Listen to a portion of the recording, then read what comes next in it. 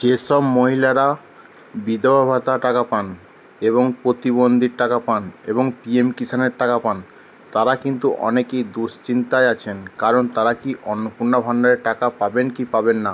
তা এই নিয়ে কিন্তু অনেকের দুশ্চিন্তা কাটছে না। তো এই নিয়ে কিন্তু আমাদের রাজ্যের মুখ্যমন্ত্রী কিন্তু পরিষ্কার করে জানিয়ে দিয়েছেন সবার কারা কারা টাকা পাবেন, কারা কারা টাকা পাবেন না। তো এই নিয়ে আজকের ভিডিও। আপনারা যদি ভিডিওটি দেখতে চান অবশ্যই প্রথম থেকে শেষ পর্যন্ত দেখতে থাকুন। তো চলুন, আজ আপনি অন্নপূর্ণা ভাণ্ডারের টাকা পাবেন কি পাবেন না অবশ্যই নিজের চোখেই দেখুন আমাদের রাজ্যের মুখ্যমন্ত্রী কি বলছেন। যে 17 তারিখ থেকে আমাদের তৃতীয় পর্যায়ে অন্নপূর্ণা যোজনার টাকা অ্যাকাউন্টে ট্রান্সফার শুরু হবে। 25 থেকে 60-এর মধ্যে যারা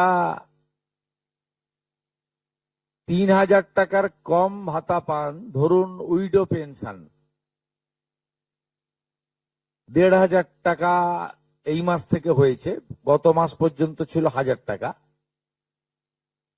তাদেরকে হায়ারটা দেওয়া হচ্ছে, 3000 টাকাটাই দেওয়া হচ্ছে অন্নপূর্ণা যোজনাতে।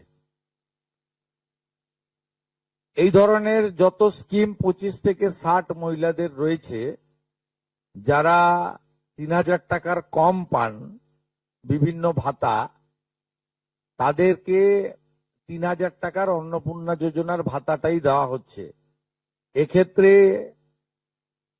দুটি ক্ষেত্রে আমরা শিথিল করছি।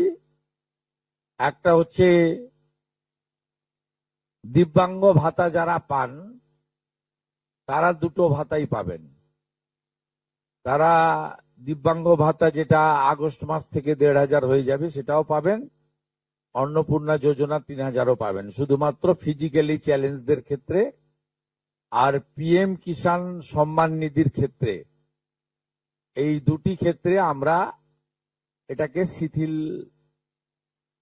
রাখছি।